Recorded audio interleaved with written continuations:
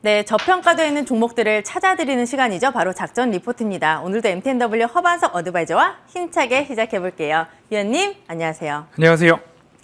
네, 오늘 즐거운 금요일인데 또 종목 AS라는 소식까지 있어서 또 네. 즐겁게 해보도록 할게요. 어떤 종목을 좀 봐볼까요?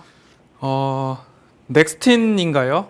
네, 넥스틴 차트 같습니다. 박스권 대응하시자라고 말씀을 드렸고 추세상 저점 구간도 동일하다라고 방송 때 보여드렸던 차트를 그대로 좀 가지고 왔습니다.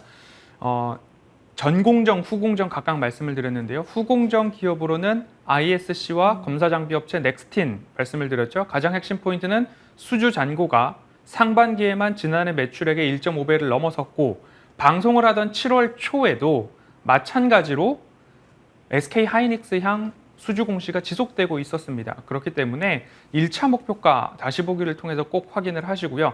박스권 상단까지는 그래도 장기적으로 보시자. 왜냐?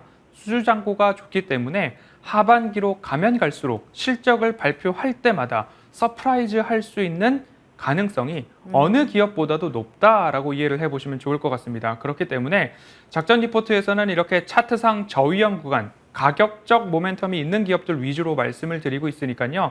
단기간에 내가 성과를 내야 되겠다라고 하는 접근보다는 이 기업의 매력도가 높아졌구나. 그러면 이 기업의 실적은 어떤가? 이 기업의 가시적 모멘텀은 어떤가? 이런 것들을 위주로 설명을 드리고 있습니다. 그럼 그 설명을 다 들으신 다음에 고개가 꼭 끄덕여지신다면 그 기업에 대해서 정해진 가격 아래로는 정해진 가격 부근에서는 꼭 매수 노력을 해보실 만한 기업들 말씀드리고 있으니까요. 실적, 가격적 모멘텀, 미래 먹거리 이 부분에 꼭 초점을 맞춰보시면 좋겠습니다.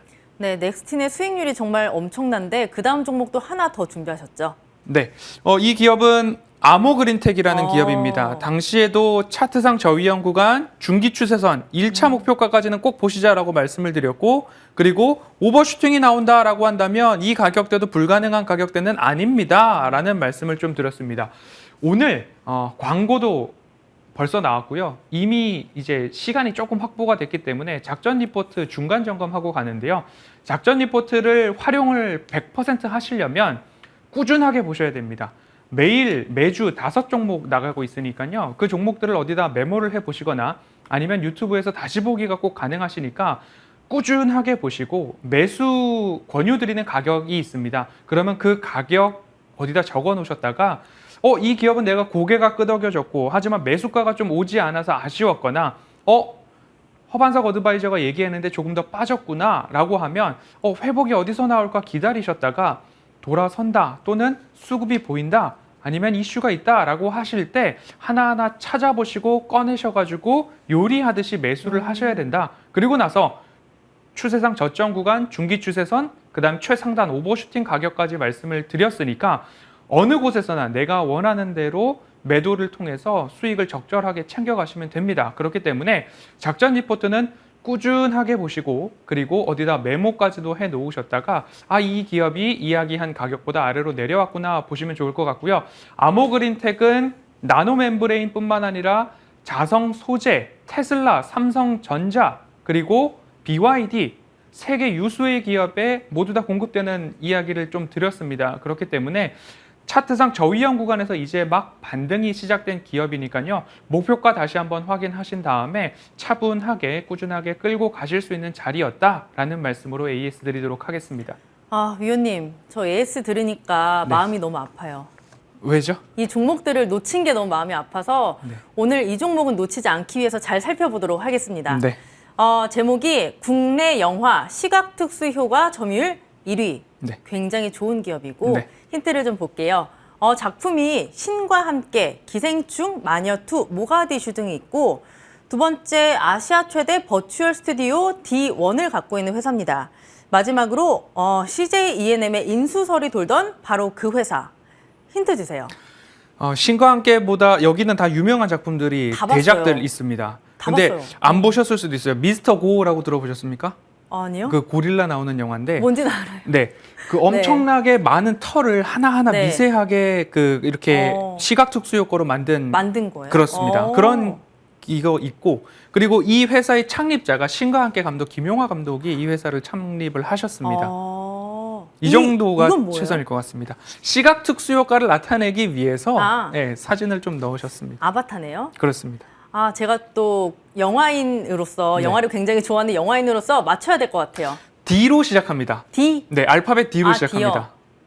덱스터. 정답입니다. 네. 네. 이 영화, 이 종목 왜 가져오셨는지 설명 좀 해주시죠. 네, 시각 특수 효과 시장 점유율 1위라고 말씀을 좀 드렸는데요. 코로나19 이전에는 우리나라에서 시각 특수 효과 점유율 30에서 40% 정도 점유를 하고 있었습니다. 하지만 코로나19 이후로는 여러 기업들이 조금 흡수 합병되는 모습들도 있었고, 그리고 자금난에 의해서 이제 뭐 문을 닫는 기업들도 있었고, 하지만 덱스터 같은 경우에는 워낙 독보적인 기술력을 가지고 있었기 때문에 현재 시점으로는 시장 점유율이 70에서 80%다. 그래서 뭐 시각 특수 효과, 그리고 이미지, 믹싱, 뭐 여러 가지 분야들이 있겠지만 그런 것들을 다 열거해 봤을 때 최근 개봉되는 영화에 관여를 안 한 영화가 없을 정도다라고 좀 보시면 좋을 것 같고요.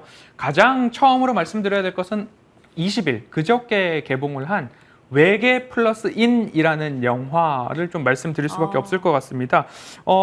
이 영화에 공동 투자자로 참여를 했고요. 이 영화의 후반 작업에도 참여를 했기 때문에 이 영화가 흥행하면 흥행할수록 덱스터의 수익도 좋아진다라고 좀 보시면 좋을 것 같고요.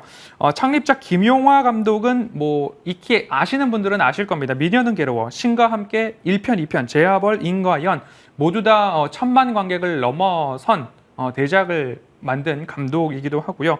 아스달 연대기라고도 들어보셨을 겁니다. 기생충, 백두산 모두 다 하나하나 꼼꼼히 들여다보면 특수 효과가 무지막지하게 들어갔다. 심지어 신과 함께 같은 경우에는 이거 덱스터의 시각 효과를 홍보하기 위해서 너무 한 거 아니냐라는 이야기가 돌 정도로 시각 특수 효과를 많이 넣었었죠.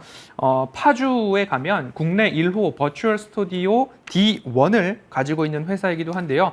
참고 화면을 보시면 어마어마한 벽에다가 LED 화면을 넣어놓고서 그 LED 화면 앞에서 배우들이 그리고 여러 가지 특수 효과를 놓고서 차량을 이곳에 세워놓고 화면을 지나가게 만들어서 촬영을 하면 꼭 차량이 주행하고 있는 모습들을 볼 수도 있는 거죠.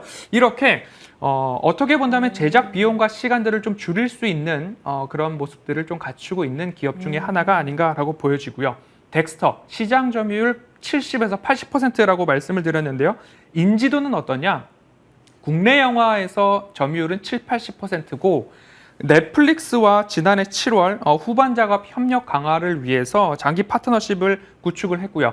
넷플릭스에서만 개봉을 한 시리즈죠. 킹덤, 사냥의 시간, 낙원의 밤 같은 후반 작업을 덱스터에서 담당을 했습니다. 그리고 지난 2월 수주 공시를 보면요. 나이츠 오브 더 조디악이라고 하는 영화에 46억 원 규모 용역 계약을 체결을 했는데 최근 납품이 조금 늦어지는가 작업이 더 길어지는가 해가지고 정정된 7월 15일 공시를 보면 46억 원 규모가 53억 원 규모로 증액된 부분들도 좀 볼 수 있습니다. 그렇기 때문에 우리나라뿐만 아니라 글로벌 시장에서도 인지도가 높아지고 있는 기업 중에 하나다라고 보시면 좋을 것 같고요. 외계인 같은 경우에 예를 들어서 이번 주말 흥행이 또 중요할 것 같습니다. 그 부분에 있어서도 주가와 연동될 수 있는 가능성이 있기 때문에 시간이 되신다면 코로나 꼭 조심하시고 영화를 보신 이후에 매수를 할까 고민해 보셔도 어떨까라는 생각이 들었습니다. 말씀을 들어보니까 굉장히 하반기가 더 기대되는 기업인 그렇습니다. 것 같아요. 그런데 주가도 기대를 해볼 만한지가 또 중요하겠죠. 네, 그러면 꼭 이제 실적 체크를 해봐야 네. 되겠죠. 올해 실적이 최소 매출액은 735억 원으로 전년 대비 70%의 성장, 영업이익은 38억 원으로 흑자 전환이 전망이 되고 있는데 최소치였고요. 최대치로 전망하고 있는 리포트를 보니까 매출액은 810억 원으로 전년 대비 80% 이상의 성장, 88% 성장으로 기록이 되고요.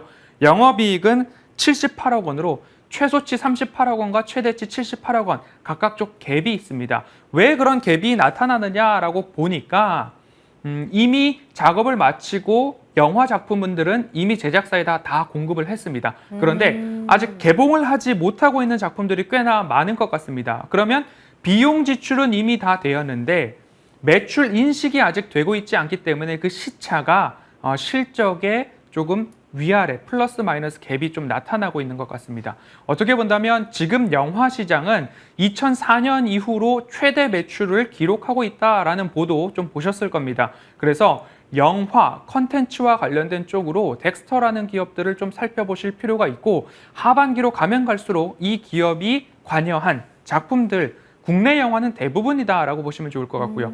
외계인뿐만 아니라 또 개봉 예정작이 있습니다. 이순신 하면 명량이라는 네. 영화 또 보이시는데 한산이라고 하는 영화가 네. 또 개봉을 한다라고 합니다. 이 영화에도 마찬가지로 덱스터의 후반 작업 시각 특수효과 기술력이 들어갔다라고 보도되고 있기 때문에 지금 주가를 봤을 때는 돌아서는가? 시세가 좀 나오는가? 갈등되는 구간이고 아주 짧게 본다면 되돌림 자리가 온 것 아닌가라는 모습들로도 좀 보여줄 수 있습니다. 하지만 매출액과 영업이익이 하반기로 가면 갈수록 매출 인식이 많아질 작품들이 더 많다라는 것을 본다면 조정이 나올 때마다 관심을 가져보시고 외계 플러스 인이나 아니면 한산이라는 영화들의 흥행 소식이 나올 때마다 떠올려야 하는 기업이 덱스터다라고 보시면 좋을 것 같고요. CJ E&M 인수설이 2019년도 살짝 돌았습니다. 신문 헤드라인으로도 CJ E&M이 덱스터를 인수한다라는 기사가 나왔고 지금도 지워지지 않고 있는데요.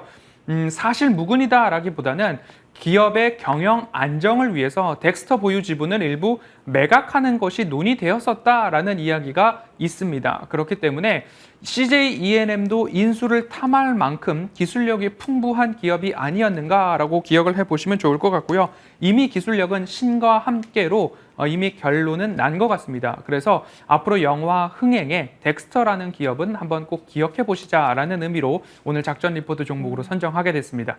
네, 관련 종목들을 그동안 굉장히 많이 가져오셨잖아요. 네. 사실 반도체 이야기는 굉장히 어려워서 손이 잘 안 갔어요. 네. 그런데 영화 이야기를 해주시니까 저는 이 종목에 왠지 관심이 많이 가거든요. 네. 가격 전략까지 자세하게 짚어주세요. 그래서 살짝 부담이 네. 되는 부분들도 있습니다. 네. 내가 익숙하고 그렇기 때문에 네.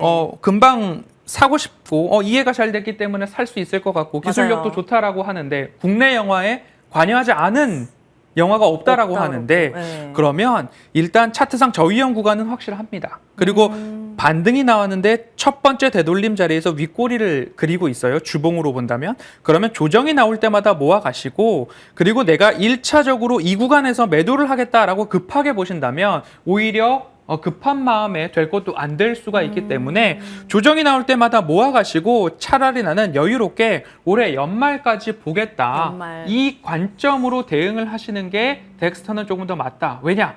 지금 영화 산업이 흥행하고 있기 때문에 줄을 세워놓고 개봉을 기다리는 작품들이 굉장히 많습니다. 그러면 사실 영화라는 게 흥행에 대해서는 시청자들, 관객들이 판단을 해주시는 것이기 때문에 모든 영화가 흥행을 할 수는 없겠죠. 그런데 10개 중에 적어도 2-3개 정도만이라도 1000만 또는 손익분기점을 둘 다 넘긴다라고 한다면 영화는 흥행했다라고 볼 수 있고 투자사 입장에서 그리고 후반 작업을 한 곳에서는 이미 매출은 탄탄하게 이 기업의 본업이죠. 시각 특수 효과를 제작함으로써 매출 인식은 다 된 거죠. 개봉을 함으로써. 그런데 공동 투자로 나온 영화들이 흥행을 했다. 그럼 플러스 알파의 요인들이 있겠다라고 보시면 좋을 것 같고요. 작전 리포트 대응은 꼭 차트상 저위험 구간, 말씀드린 매수가 이하에서만 꼭 접근해 보시자.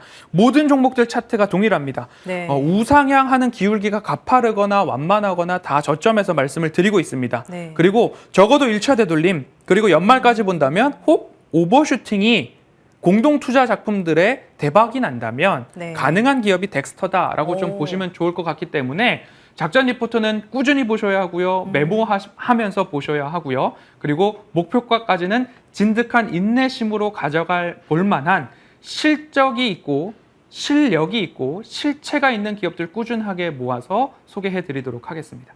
네, 그럼 얼마에 매수를 해야 되나요? 매수가를 말씀을 안 드렸군요. 네. 16,500원과 가장 16,500원. 가까울 때나 네. 16,500원 이하에서 꾸준하게 모아가시는 걸로 말씀을 좀 드리고 싶고요. 1차 목표가를 2만 원 제시를 해드리도록 하겠습니다. 2만 원 됐을 때 한번 AS 하시고 그리고 앵커님이나 제가 외계인이나 한산을 보게 되면 그때 가서 영화 네. 리뷰도 함께 곁들여 보도록 하겠습니다. 그럼 지금 접근해도 되나요? 지금 16,500원 미만에 움직이고 네. 있다면 제가 지금 실시간으로는 보지 못하고 있으니까요. 네. 16,500원 2,500원 미만에서 소량으로 분할로 꾸준하게 보시고 사실 주말에 영화 관객이 늘어나기 때문에 박스오피스 관객 수가 주말에 월등하게 높아지면 월요일 날 또 시세가 분출될 수 있기 때문에 그 부분 참고하셔서 분할 접근 말씀드리겠습니다. 네, 오늘의 종목은 덱스터였습니다. 참고해 보시길 바라고요. MTNW 허반석 어드바이저와 함께했습니다. 주말 잘 보내세요.